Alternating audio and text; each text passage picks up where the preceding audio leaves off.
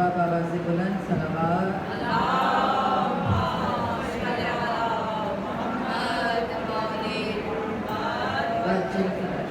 اعوذ باللہ من الشیطان الرجیم بسم اللہ الرحمن الرحیم الحمدللہ رب العالمین والعاقبۃ للمتقین والمؤمنین الصلاۃ والسلام علی اشرف الانبیاء والمرسلین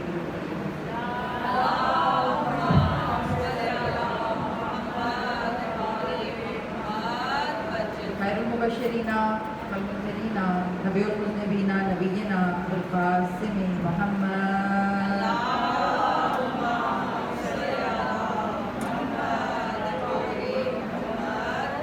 وأهل بیت الطیبین الطاہرین المعصومین اما بعد فقط قال اللہ تبارک و تعالی فی کتابہ المتین والفرقان الحمید وقول الحق بالحق صلوات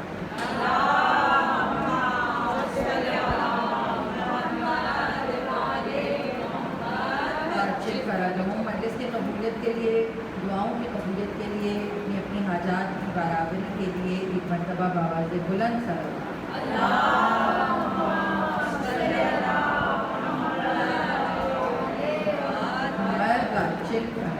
مومنات گرامی،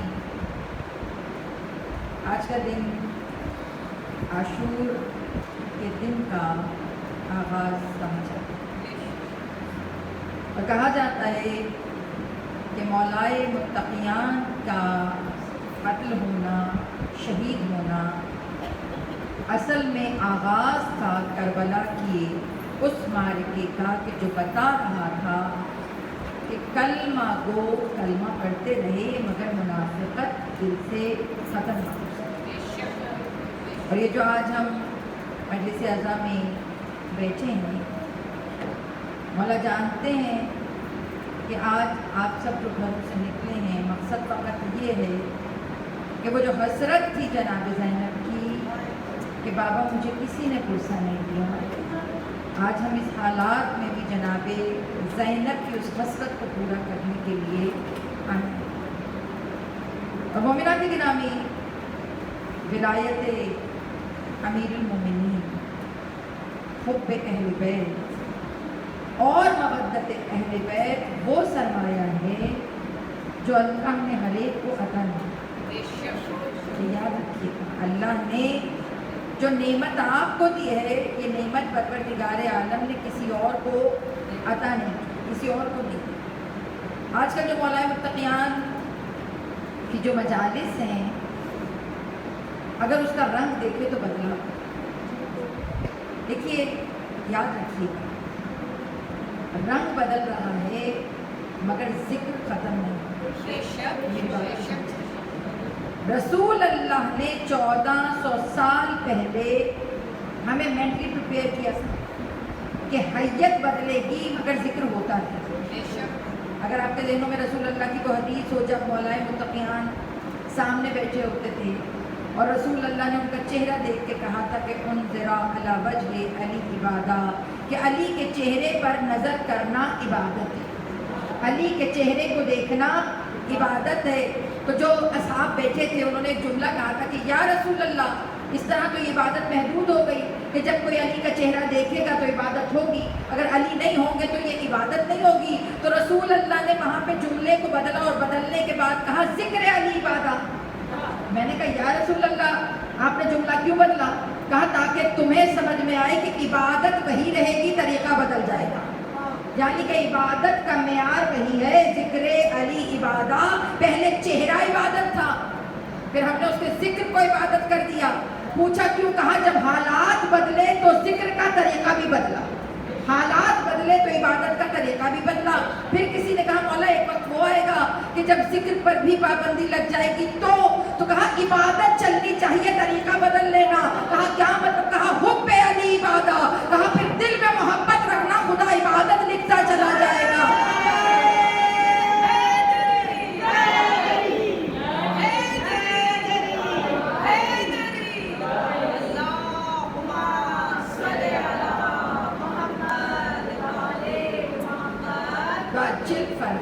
یعنی کہ رسول اللہ نے 1400 سال پہلے ہمیں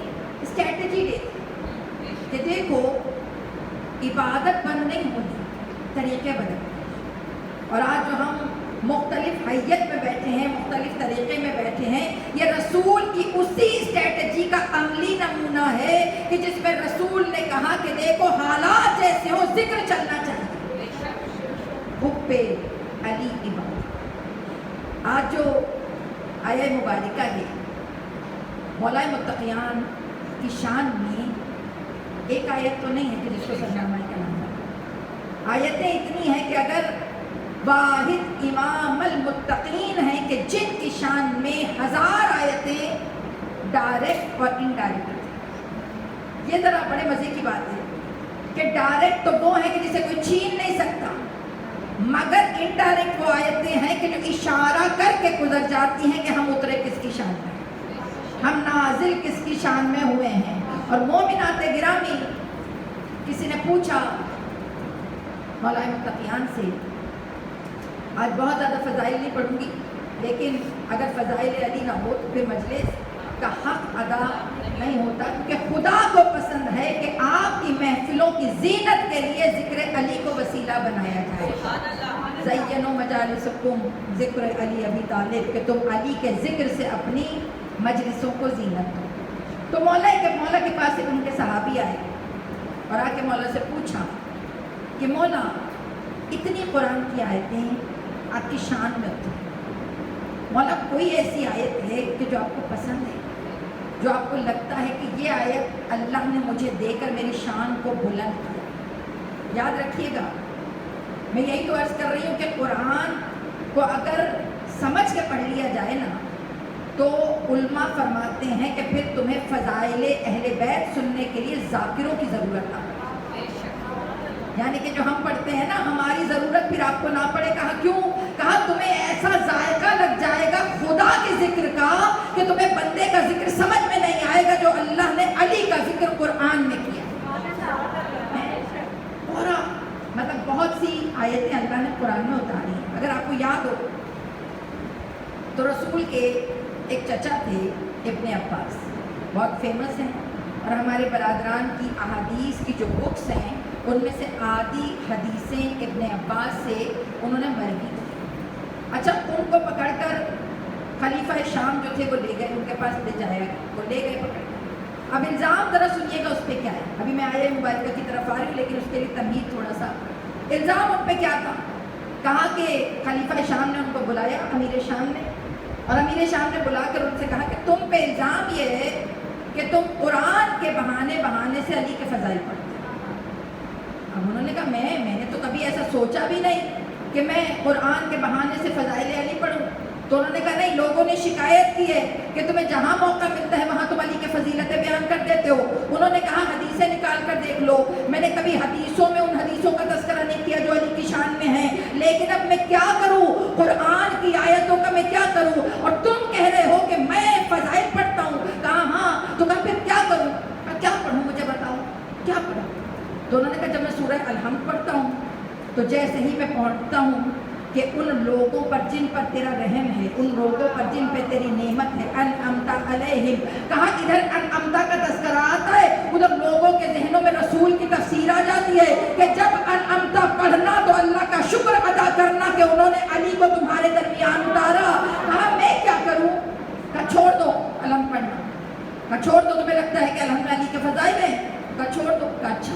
کہا جب میں دہر پڑھتا ہوں تو علی کے گھر کا قصیدہ آ جاتا ہے. کہا جب میں فتح پڑھتا ہوں تو مرحب و انتر کا قصہ اس کے اندر آ جاتا ہے. اور کہا جب میں کان نہ ہوں بنیانن مرصوصہ پڑھتا ہوں تو سیسا پلائی ہوئی دیوار کی صورت میں علی سامنے آ جاتے ہیں. اور کہا جب مائدہ پڑھتا ہوں تو انما یرید اللہ کی آیت سامنے آ جاتی ہے. کہا میں کیا کروں، اللہ نے ہر آیت کو علی کے سر کا صحرا بنا کے بھیجا ہے. یعنی پورا قرآن اللہ نے اتارا. پھر امیر شام نے سر جھکا کے کہا تو صحیح کہتا ہے، ان آیتوں کو قرآن سے کیسے نکالوں جو اللہ نے اتاری ہی علی کی شان میں. تو جب مولا سے پوچھا گیا کہ یا علی آپ کو اپنی شان میں اتری ہوئی کون سی آیت پسند؟ دیکھیے کتنی آیت ہے.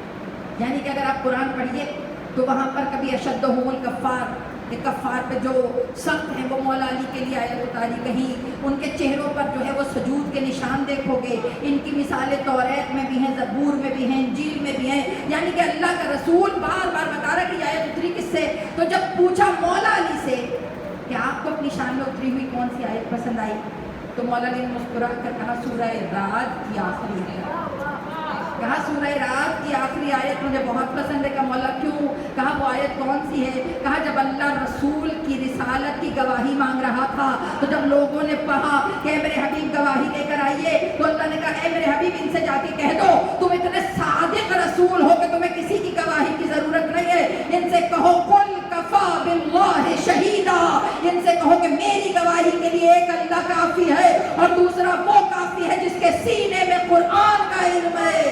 پتہ چلا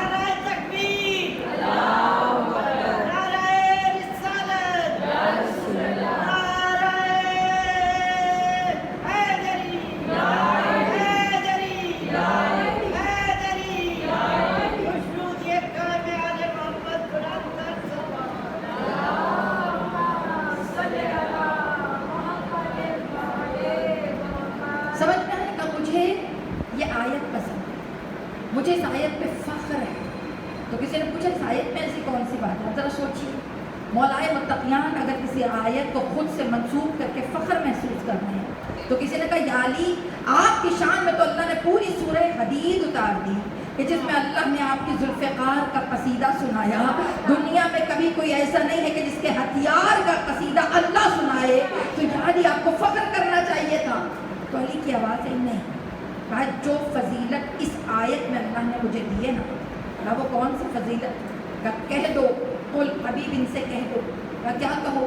کفا باللہ کہ میرے لیے کافی ہے اللہ۔ اب جو لوگ کہتے ہیں نا کہ اللہ کافی ہے، تو ان سے پوچھئے نا کہ اگر اللہ کافی ہوتا تو اللہ اس آیت میں کسی دوسرے کا تذکرہ کب کرتا؟ تو اللہ نے کسی دوسرے کا تذکرہ کیا ہے تو پتہ چلا خدا کافی تب ہوتا ہے جب دوسرا اس کے ساتھ شریک ہو جاتا ہے۔ پوچھا یا علی، اس میں فخر کی کون سی بات ہے؟ میرے مولا نے بڑا پیارا ڈسکرائب کیا کہ وہ اللہ جو لا شریک ہے، کہ جب کسی کو اپنی ذات کے ساتھ شریک نہیں ٹھہرا۔ اگر آپ کو یاد ہو تو آپ کو پتہ ہے فقہ کا مسئلہ میں ہمیشہ کہا کرتی کہ خدا اپنی توحید کے معاملے میں بڑا سینسیٹیو ہے، اپنے آہد ہونے کے مسئلے میں بڑا محتاط ہے۔ اللہ نے ہمارے ذہنوں کو آمادہ کیا کہ دیکھو میرے جیسا کوئی نہیں، اور اگر آپ کلمہ بھی پڑھیں تو کلمے کے اندر بھی پہلے خدا ریجیکشن کرواتا ہے پھر قبول کرواتا ہے۔ لا نہیں ہے، الہ کوئی معبود، یعنی کہ سب سے پہلے اگر آپ اتنا کلمہ پڑھ لیں نا لا الہ، اگر اتنا پڑھ لیں تو آپ کا کلمہ ٹوٹلی کفر ہے۔ لا نہیں الہ کوئی معبود، یعنی آپ کہہ رہے کوئی معبود ہی نہیں ہے نا؟ تو جب کسی نے پوچھا کہ کوئی معبود نہیں، کہا یہ پہلے نفی ہے، نہیں ہے کوئی معبود۔ کہا کیوں؟ کہا تاکہ تم اپنے اندر دیکھو کہ تم کس کس کو معبود سمجھتے ہو۔ یہ میری بات سمجھیے، یہ مولائے متقیان کہتے ہیں کہ اپنے اندر کے خدا کو تلاش کرو، اپنے اندر تم نے کس کو خدا بنایا۔ اگر آپ کبھی قبر میں پوچھے جانے والے سوالوں کے بارے میں آپ سب کو آتا ہے، سب کو آتے ہیں، پہلا سوال کون سا ہوتا ہے؟ من رکھو، دوسرا کون سا؟ من نبی، ہے نا؟ یہ سارے آپ کو سوال آتے ہیں، اور بظاہر اگر دیکھا جائے تو مجھے لگتا ہے بڑی کوئی ایزیسٹ کوسچن ہیں کہ جو اللہ نے مجھ سے پوچھے ہیں۔ اگر دیکھیں تو صحیح نا، بہت آسان نہیں لگتے ہیں، لیکن آپ یہ سوچئے کہ اگر اتنے آسان ہوتے تو ہر امام آ کر انہیں ریپیٹ کیوں کرتا؟ دیکھیں تو صحیح، یعنی جو امام آئے انہوں نے آ کر آپ کو کہا کہ قبر کے سوالوں سے ہوشیار رہنا، قبر کے سوال یاد رکھنا، قبر کے سوالوں کو ریکال کرتے رہنا۔ اگلے بندے کہتے تھے یا رسول اللہ ہمیں تو پتہ ہے، مولا علی ہمیں تو پتہ ہے، امام حسین ہمیں تو پتہ ہے، اتنے آسان سوال ہے من ربوں کا، من نبیوں کا۔ تو اس کے بعد ائمہ معصومین نے کہا جنہیں تم آسان سمجھتے ہو نا، یہ اتنے آسان ہیں۔ کہا کیوں اتنے آسان کیوں نہیں ہے؟ تو کہا کیونکہ تمہیں جب اللہ پوچھے گا نا من ربوں کا، تو آپ کو لگتا ہے کہ آپ کہیں گے کہ اللہ جل جلالہ، ہے نا؟ یہی لگتا ہے نا، لیکن علماء کہتے ہیں کہ جب قبر میں سوال پوچھا جاتا ہے نا تو بشر کو پہلے سوال سمجھ ہی نہیں آتا کہ اللہ پوچھ کیا ہے، معذرت کے ساتھ پہلے وہ سوچتا ہے کہ میں نے کہنا کیا ہے. کہا جب وہ سوچتا ہے تو یہ اگر پڑھیے گا کبھی کتابوں میں کہ قبر کی جو وہ ایک ساتھ ہے اس کا ٹینیور کتنے ہزار گھنٹوں پہ محیط ہوتا ہے. کہا وہ سوچتا رہے گا کہ میرا اللہ کو کافی دیر تک جب اسے یاد نہیں آئے گا تو کہتے ہیں کئی ہزار سالوں کے بعد اس کو یاد آئے گا کہ میں نے کہنا کیا ہے. تو کہا جب وہ کہے گا تو ان میں سے 70% مسلمانوں کے منہ سے غلط جواب نکلے گا. کوئی نہیں کہے گا کہ اللہ میرا رب ہے. تو کہا کوئی کہے گا اولاد. سوچیے گا یہ لمحہ فکری ہے. کوئی کہے گا میرا اسٹیٹس، کوئی کہے گا میرا بزنس، کوئی کہے گا میرا موبائل. معذرت کے ساتھ آپ کہیں گے باجی کیسی باتیں کر رہی ہیں، یہ ساری چیزیں ہم خدا سمجھتے ہیں. تو جب وہ کہیں گے تو ملائکہ کہیں گے یہ کیا بول رہے ہو، یہ تمہارا خدا. تو پھر اس کو یاد آئے گا نہیں اللہ تھا. تو کہا جب اللہ تھا تو میرے منہ سے یہ کیوں نکلا. تو لوگ کا جب ملائکہ اس کو ریئلائز کروائیں گے کہ اگر خدا تیرا رب ہوتا تو 24 آورز میں تو سب سے زیادہ وقت اس کو دیتا. تو نے اس کو خدا بنایا کہ جس کو سب سے زیادہ تو نے وقت دیا. اب تو جس کو ذات میں خدا بنا کے بیٹھا ہے لا الہ الا اللہ، اس کی ریجیکشن کا. سمجھ آ رہی ہے؟ میں ایک سوال پوچھوں، تھک تو نہیں رہے. حضرت ابراہیم علیہ السلام کا جب اللہ نے امتحان لیا نا، اللہ نے حضرت ابراہیم کا امتحان لیا. اللہ نے حضرت ابراہیم نے امتحان کے جواب میں کیا چیز قربان کی؟ سوال پوچھیں آپ سب سے. بیٹا دیا نا حضرت ابراہیم نے. اچھا اب آپ یہ بتائیے کیا اللہ نے حضرت ابراہیم سے بیٹا مانگا تھا؟ پوچھ بیٹا مانگا تھا. اللہ نے کہا تھا بیٹا قربان کر. قرآن پڑھیے بتائیے. خواب تھا نا؟ نہیں خواب تھا. خواب میں اللہ تعالیٰ نے، کیونکہ وحی کی مختلف صورتیں ہیں، یا وہ الہام کی صورت میں ہوتی ہے یا خواب کی صورت میں. اور انبیاء کے خواب سچے ہوتے ہیں. کہ ہم جیسے نہیں ہے کہ صبح فجر کا خواب سچا ہے تو درمیان کا خواب جھوٹا. انبیاء جس وقت بھی خواب دیکھے وہ سچے ہیں. خواب میں حضرت ابراہیم کو اللہ نے کیا کہا؟ اللہ نے یہ تو نہیں کہا نا کہ مجھے تمہارا بیٹا اسماعیل چاہیے، نہیں کہا. اگر قرآن پڑھیں سورہ بقرہ، سورہ آل عمران، اس میں یہ واقعہ موجود ہے. اور میں اپنی بیٹیوں سے کہوں گی قصص القرآن پڑھا کیجئے تاکہ قصص القرآن سے آپ کو خدا کی ڈیمانڈز کا پتہ چلے کہ اللہ مانگ کیا سکتا ہے، اللہ چاہ کیا سکتا ہے. خواب میں حضرت ابراہیم نے کیا دیکھا؟ انہوں نے دیکھا کہ جی جو انہوں نے حضرت اسماعیل سے جا کے کہا تھا، انہوں نے کہا کہ میں نے خواب میں دیکھا ہے میں اللہ کی راہ میں اپنی سب سے پیاری چیز کو قربان کروں. یہ دیکھا نا انہوں نے، اللہ کی راہ میں اپنی سب سے پیاری چیز کو قربان کر رہا ہوں. پتا چلا اللہ نے یہ نہیں کہا کہ بیٹا ذبح کرو، نہیں کہا نا. اللہ نے ابراہیم علیہ السلام کو اوپن آپشن دیا کہ جو تمہیں پیارا ہے وہ مجھے دے دو. اب یہ ابراہیم علیہ السلام کا اخلاص تھا کہ انہوں نے اپنی ذات میں دیکھا کہ سب سے زیادہ محبت کس سے کر رہے ہیں. یاد رکھیں یہی تو میں سمجھا رہی ہوں کہ سب سے زیادہ محبت کس سے کر رہے ہیں. انہوں نے اپنے اسٹیٹس کو دیکھا، انہوں نے اپنی دولت کو دیکھا. ابراہیم کوئی غریب نبی نہیں تھے. حضرت ابراہیم کا فائنینشیل اسٹیٹس بہت مضبوط تھا، بہت مضبوط. جی ان کی وجہ سے جناب حضرت ابراہیم بذات خود بھی ایک اسٹرانگ فیملی سے بلونگ کرتے تھے. اور جناب سارہ کیونکہ سردار کی زوجہ تھی، جب ان کے ساتھ ان کا عقد ہوا تو جناب خدیجہ کی طرح ان کا اسٹیٹس اور بلند ہو گیا. تو اب یہاں پر اللہ تعالیٰ نے اوپن آپشن دیا اور اوپن آپشن دے کر کہا ابراہیم بتاؤ کہ تم دو گے کیا. تو اب حضرت ابراہیم چاہتے تو کہتے میں تیری بارگاہ میں 100 اونٹ دوں گا، میں تیری بارگاہ میں ساری دولت دے دوں گا، میں تیری بارگاہ میں اپنا گھر بار سب لٹا دوں گا. مگر حضرت ابراہیم نے اخلاص کے ساتھ اندر دیکھا کہ اللہ نے کہا سب سے پیاری. تو انہوں نے اپنے دونوں بیٹوں میں جناب اسحاق اور جناب اسماعیل میں بھی کمپیریزن کیا کہ مجھے اسحاق پسند ہے یا مجھے اسماعیل پسند ہے، کیونکہ دونوں کے اندر صرف 4 مہینے کا ڈفرنس ہے. اب دونوں کا جو ہے کمپیریزن کیا اور کرنے کے بعد دیکھا کہ مجھے اسحاق سے زیادہ محبت اسماعیل سے ہے اور خدا کے سامنے ان کو ذبح کر دیا. تو اللہ کے رسول نے کہا اب تم نے دیکھا نا, اب جو خدا سے محبت کا دعویٰ کرتا ہے اسے چاہیے کہ اپنے اندر اسماعیل تلاش کرے. ہر ایک کی زندگی میں کوئی نہ کوئی اسماعیل موجود ہے. آپ سب کی زندگیوں میں اسماعیل ہیں, اسماعیل ہیں, یعنی کہ آپ کی ذات کے اندر کوئی ایسا ہے کہ جس سے آپ شدید محبت کرتے ہیں اور جس سے محبت کرتے ہیں وقت بھی اس کو دیتے ہیں. تو اللہ چاہتا ہے کہ جب خدا کی بارگاہ میں آؤ تو ساری محبتوں کو ریجیکٹ کرو, ساری محبتوں کو ختم کر کر, کیونکہ جب اس سے عشق ہو جائے تو دنیا سے کہیں ہو جائے. اور یہ سبق آپ کو مولا علی کی زندگی سے ملتا ہے.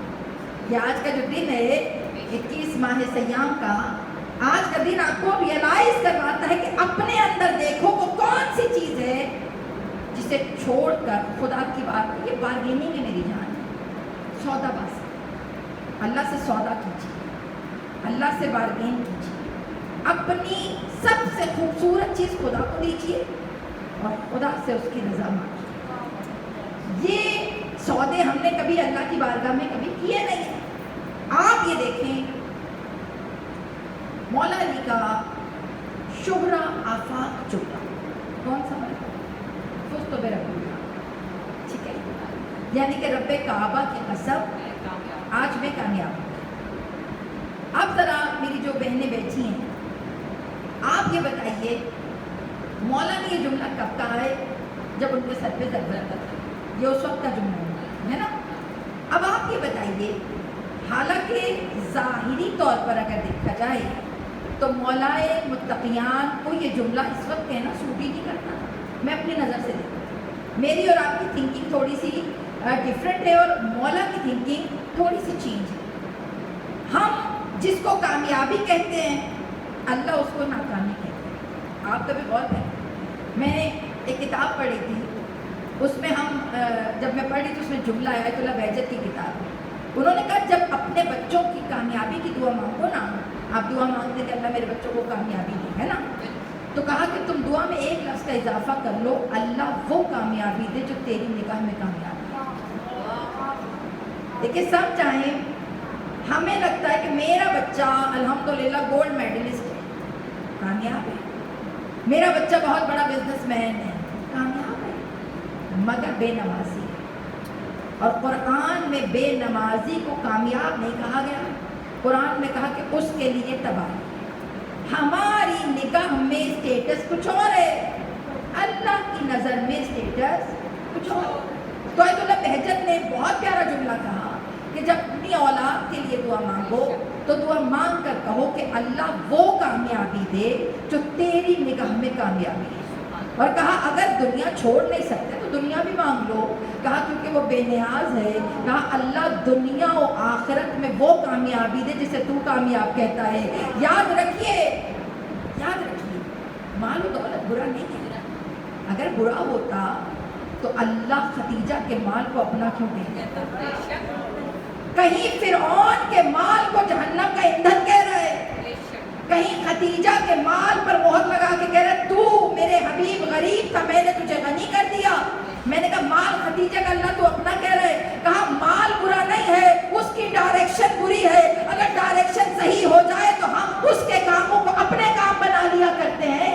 اللہ بتا رہے جو تم سوچتے ہو اٹس اوکے, اللہ کہتے ہیں وہ میری نظر میں اوکے نہیں. اچھا دیکھیں مثال, ہم لوگ جو ہے نا بہت جلدی مایوس بھی ہو جاتے ہیں, فیصلہ بھی کر دیتے ہیں اور فتویٰ بھی دے دیتے ہیں. مطلب یہ والا جو فتوے والا پرابلم ہے یہ ہمارے اندر بہت زیادہ بڑھ رہا ہے. یاد رکھیں یہ کام صرف علماء کا ہے. ایون آپ سب تو خیر مجھے جانتے ہیں, یعنی کہ ہم خواتین جو ممبروں پہ بیٹھتی ہیں ہمیں بھی حق نہیں ہے کہ ہم کسی کو فتویٰ دے سکے کہ یہ حرام ہے یا حلال.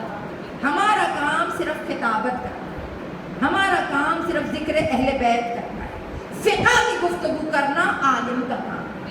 ہاں یعنی کہ یہ یاد رکھیے گا. تو ہم نا امید بھی ہو جاتے ہیں, ہم فوراً مایوس بھی ہو جاتے ہیں, اور ہم فوراً فتوے بھی دے دیتے ہیں کہ دیٹ فائن, اب ختم, سب کچھ ختم. اور اگر کوئی بیچارہ غریب پوچھ لے ہم سے کوئی بات تو ہم فوراً حلال و حرام کی ڈیفینیشن بیان کر دیتے ہیں. میری جو بیٹیاں ہیں, یاد رکھیے اسلام, اللہ ہمیشہ منیمم سے اسٹارٹ کرتا ہے. اللہ کبھی میکسیمم پہ جاتا ہی نہیں. اللہ کہتا ہے منیمم تم کرو, میکسیمم پہ میں لے جاؤں. آپ غور کیجئے, اللہ اگر کبھی نماز کی بھی بات ہے نا تو آپ دیکھیں اگر جلدی میں ہو تو اللہ کہتا ہے نیت کرو آ جاؤ. ہم لوگ پڑھتے ہیں نا اذان, پھر اس کے بعد اذان کے بعد کی دعا, پھر اس کے بعد اقامت, پھر اس کے بعد نیت, پھر تکبیرۃ الاحرام, ہے نا. یہ وہ نماز ہے جو پرسکون نماز ہے. مطلب جس کا اجر, اقامت کے بارے میں اللہ تعالیٰ نے کہا ہے کہ اگر کوئی اقامت سے نماز شروع کرے تو چاہے مرد ہو چاہے خواتین, اس کے پیچھے 70 قطاریں ملائکہ کی کھڑا کرنا میرا واقعہ ہے. یعنی کہ یہ اقامت کا ثواب ہے. کہا وہ ملائکہ اس کے لیے رحمت کی دعا کرتے ہیں جو اقامت سے نماز کا آغاز کرتا ہے. مگر میں بات کر رہی ہوں اللہ منیمم پہ راضی ہو جاتا ہے. اگر آپ صرف نیت سے شروع کر لیں, اگر آپ جلدی جلدی نماز پڑھ لیں, اللہ تعالیٰ قبول کر لیتے ہیں.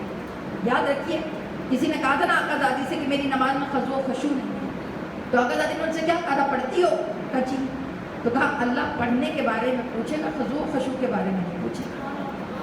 اگر آپ مجھ سے پوچھتی نا کہ نماز میں میرا دھیان ادھر ادھر ہو جاتا ہے تو میں کہتی باجی پھر تو نماز ہی آپ کی بات ہی ہے, باجی آپ کی تو نماز ہی ختم, آپ کیسی باتیں کر رہی ہیں, آپ کا دھیان اللہ کی طرف نہیں ہے تو آپ کی نماز. یعنی کہ ہم اگر بیان کریں تو بڑا کوئی پڑوس کے سختی کے ساتھ. اور علی کی زوجہ کیا کہہ رہی کہ اللہ صرف تجھ سے نماز کا پوچھے گا, خشیت کا نہیں پوچھے گا کہ خوف سے پڑھی, ڈر کے پڑھی, کیسے پڑھی. کہا پڑھنا تیرا کام ہے, خاشعین کے بنانا اس کا کام ہے. اللہ بڑا فلیکسیبل ہے, اللہ بڑا نرم, اللہ بڑا عطا کرنے والا. منیمم, میں مثال یہ جو منیمم کی بات کرتی ہوں نا, تو میری اکثر جب میں پڑھتی ہوں اور آن لائن چلا جاتا ہے تو ہماری بہت سی جو میری فرینڈز ہیں پڑھنے والی ہیں, وہ کہتی ہیں تم بہت فلیکسیبل کر دیتی ہو. تو میں نے کہا میں فلیکسیبل نہیں کرتی, دین کرتا ہے. اب میں مثال دے دوں حجاب کی. اب حجاب ہے نا, پردہ, آپ کیا سمجھتی ہیں یہ جو برقع ہے یہ حجاب ہے؟ حجاب اس برقعے کا نام نہیں ہے, حجاب ان حدود کا نام ہے جو اللہ نے آپ پر واجب کی. سمجھ آئی؟ اب وہ کسی بھی فارم میں ہو سکتی ہیں. ضروری نہیں ہے کہ حجاب کرنے کے لیے میں یہ لمبا والا چوکا پہنوں. مثال دے رہی ہوں, یعنی اب یہ نہ کہیے گا کہ باجی خود پہنا ہے, لیکن میں منیمم پہ بات کر رہی ہوں. اللہ نے کہا حجاب چادر نہیں ہے, حجاب برقع نہیں ہے, حجاب اسکارف نہیں ہے. پوچھا اللہ حجاب کیا ہے؟ اللہ نے کہا ایسا لباس جس میں تیرے خد و خال نمایاں نہ ہوں, جس میں تیرے بال نمایاں نہ ہوں, جس میں تمہارے پاؤں کی خوبصورتی ظاہر نہ ہو, وہ ہے حجاب. اب وہ حجاب چاہے لمبا کرتا ہو جائے, وہ حجاب چاہے فل سلیو کی قمیض ہو جائے, وہ حجاب چاہے بڑا لون کا دوپٹہ جسے پراپر اوڑھا جائے, جس میں یہ ساری ریکوائرمنٹ پوری ہو رہی ہیں, پھر برقع نہیں ہے پھر بھی حجاب ہے. اب یہ کانسیپٹ اگر ذہنوں میں ڈالو تو ہمارے جو پکے والے مسلمان ہیں نا تو وہ دشمن ہو جاتے ہیں. وہ کہتے ہیں باجی آپ خود مجلسیں پڑھتی ہیں اور آپ دوسروں کو یہ کہتی ہیں منیمم یہاں سے اسٹارٹ ہے, پھر اس کو ابا, پھر اس کو اسکارف, پھر اس کو چادر, اور پھر اس کو نقاب میں پروردگار خود بدلتا ہے. یاد رکھیے خدا قلیل پہ راضی ہونے والا ہے, اس نے کثیر تو کبھی مانگا ہی نہیں. وہ کہتا ہے تھوڑے پہ راضی ہو جاتا, تھوڑا کرو مگر مسلسل کرو. یہ تھوڑی نا زیارت سے آئی, کربلا سے آئی, جوش آ گیا, آج کے بعد تو چادر اتارنی نہیں ہے. میں 4 دن پہنی, 5ویں دن لاسٹک گلے میں پھنسا رہا, پھر اتار کے میں نے اکثر لوگوں کو دیکھا ہے وہاں مولا کے ساتھ بڑے کمیٹڈ ہو گیا تھا, مولا آپ تو پردہ پکا. تو اللہ نے کہا نہیں مجھے نہیں چاہیے ایسا, کہ جو 4 دن کیا اور اس کے بعد 5ویں دن اتار کے پھینک دیا. تم کوئی ایسا وعدہ کرو جو مسلسل کرو. کا ایک وعدہ تم پورا کرو. اگلا اسٹیپ میں تمہیں لے کے چلوں. یہ قرب الہی کی ٹپس ہیں جو مولا کائنات آپ کو دیتے ہیں. یہ اللہ سے جڑنے کے ٹپس ہیں جو مولا کائنات آپ کو عطا کرتے ہیں. اور یہاں پہ بس میں جو جملہ کہہ رہی ہوں فرض تو میرا رب الکعبہ مولا کا جملہ ہے. اگر میں مولا کو، ہم اس قابل نہیں صرف مجلس کے لیے جملہ دے مشورہ دیتی نا، تو میں کہتی مولا یہ جملہ تو آپ کو بہت پہلے بول لینا چاہیے. مولا بولے کب؟ مولا جب کعبے میں پیدا ہوئے تھے تب آپ کہتے ہیں نا کہ آج علی کامیاب ہو گیا، دنیا میں پہلا اور آخری بچہ کہ جس کی ولادت کعبے میں ہوئی ہے. اس کے بعد کبھی کسی کی ولادت کعبے میں ہو ہی نہیں سکتی. مولا آپ کہتے کہ آج علی کامیاب ہو گیا. مولا نے نہیں کہا. مولا جب جناب سیدہ سے آپ کا عقد ہوا تھا تب آپ کہتے کہ ہاں جی آج علی کامیاب ہو گئے، مگر تب بھی نہیں کہا. اچھا سارے فضائل چھوڑ دوں، غدیر کے میدان میں جب اللہ کے رسول نے دوست پہ چڑھا کر مومنوں کا مولا بنا دیا، تب مولا آپ کو جب کہا تھا نا مت کن تو مولا، تو آپ ممبر پہ چڑھ کے کہتے فس تو میرا بالکعبہ. مگر مولا نے نہیں کہا. میں نے کہا مولا آپ نے کیوں نہیں کہا؟ تو مولا کی آواز آئی کہ سب ظاہری سٹیٹس تھے. آج میں تمہیں بتاؤں کہ جب میرے سر پہ ضربت لگی دنیاوی طور پر دنیا کو لگا کہ ختم، دنیا کو لگا کہ اگر آپ دیکھیں تو آپ کو لگے گا کہ عبد الرحمن کامیاب ہے. خاکم بتحد مولا علی اس وقت شہید ہو گئے تو مولا علی جو ہے وہ شکست خوردہ ہو گئے ہے نا. مگر کمال دیکھیں مولا علی کا، ضربت سر پہ لگ گئی. اس کی پلاننگ کو، ابن ملجم کی پلاننگ کو ایک جملے سے پامال کیا. اور جب لوگوں نے کہا علی شہید ہو گئے تو علی نے سر اٹھا کر فخر سے کہا فسٹ بربک، قسم ہے آج علی کامیاب ہو گیا. جب کہا آج علی کامیاب ہوا تو پوچھا یا علی یہ کون سی کامیابی ہے؟ کہا تم یہ دیکھ لو کہ علی کی گواہی موسیٰ کا منبر بھی دے گا، مسجد کا مصلی بھی دے گا، آسمان کے ستارے بھی دیں گے کہ علی کو کبھی کسی نے سوتے ہوئے نہیں دیکھا. کہا یہ کمال بندگی، ذات کو فنا کرنے کا ہنر. ڈاکٹر علی شریعتی کا جملہ ہے، بس اختتام پذیر کر رہی ہوں. ڈاکٹر علی شریعتی کہتے ہیں ویسے تو مولا علی کی ساری باتیں سننے کے قابل ہیں، مطلب جو باتیں مولا کرتے ہیں وہ ساری باتیں اس قابل ہیں کہ سنی جائیں. مگر ان کا جملہ یہ ہے کہ سب سے زیادہ سننے والی چیز علی کی خاموشی ہے. کہا وہ خاموشی جو 25 سال مولا خاموش رہ کر سہ گئے. کہا علی والا ہو پر برداشت نہ رکھے ہو ہی نہیں سکتا. کہا علی والا ہو اور غصے پہ قابو نہ رکھے ہو ہی نہیں سکتا. بندھے ہوئے ہاتھوں کے ساتھ جب ابن ملجم کو لایا گیا اور جب لا کر مولا کی بارگاہ میں کھڑا کیا گیا تو مولا نے سب سے پہلا جملہ کیا کہا کہ اس کے ہاتھ کھولو. جب کہا اس کے ہاتھ کھولو تو کسی نے کہا مولا کیوں؟ کہا ابھی میں شہید تو نہیں ہوا نا، ابھی زندہ ہوں. جب تک مروں نا تب تک یہ قاتل نہیں. یعنی کہ انصاف کی انتہا دیکھیے. کہا جب تک میں مروں نا قاتل نہیں. پوچھا روزہ ہے؟ جب اس نے کہا ہاں یہ روزے داروں کے روزے دیکھیے. کہا روزہ ہے. مولا نے کہا شربت پلاؤ اور اس کا روزہ افطار کرو. یعنی کہ مولا خیال کر رہے ہیں اپنے قاتل کا. لیکن مومنات گرامی جب ہاتھ کھلوائے نا تو مولا سے پوچھا کہ مولا آپ نے ہاتھ کھلوا دیے. کہ مجھے اچھا نہیں لگتا کہ کوئی دربار میں بندھے ہوئے ہاتھوں کے ساتھ. مجھے نہیں پتا کہ مولائے متقیان کا ذہن وقت شہادت کہاں تھا، میں نہیں جانتی. مومنات گرامی آج ہم سب 21 رمضان ہے اور آج اہل بیت کے گھر میں قیامت کرتے ہیں. قیامت ایک جملہ سنا تو دفن ہو گئے ہیں. مولا کائنات کی تدفین امام حسین علیہ السلام نے کر دی ہے. آج کا دن جو ہے نا، آج رقت کا دن ہے، آج کا دن گریے کا دن ہے. عزادار کو یاد رکھیے، علماء کہتے ہیں کہ جب تم علی کی محفل میں آؤ اور 21 رمضان کا دن ہو تو شکل ایسی بنا لو جیسے یتیم بیٹیوں کی شکل ہوا کرتی ہے. عزاداران امام علماء فرماتے ہیں کہ جب فضائل سنو تو فضائل مولائی بن کے سنا کرو، اور جب مسائل سنو تو مسائل یتیم بن کے سنا کرو۔ آج علی نے آپ کو اپنے جنازے پہ بلایا ہے، رو کے کہیے یا علی آج ہم آپ کے جنازے پہ پرسہ دینے کے لیے آئے ہیں۔ عزاداروں جو دن ہے نا آج، یہ جو جنازہ اٹھا ہے نا مولا کائنات، اس کو ذرا سمجھ کے پرسہ دیجیے۔ آج تابوت اٹھانے کے لیے آپ آئے ہیں نا، مگر جب تابوت مولا کائنات کا اٹھا ہے تو کس طرح، یہ جو کوفہ ہے نا، یہ جو کوفہ ہے اس کے بارے میں یاد رکھیے گا، مولا نے 2 وصیتیں کی تھی، ایک اپنی اولاد کو کی تھی اور دوسری وصیت کہا کوفے کے لوگوں کو بلا لاؤ۔ عزاداروں جب کوفے کے لوگ آئے ہیں نا تو علی نے رو کے پہلا جملہ پتہ کیا کہا تھا؟ اے کوفے کے لوگوں، اگر کبھی کوئی قیدی آئے تو اس کا تماشا نہ دیکھنا،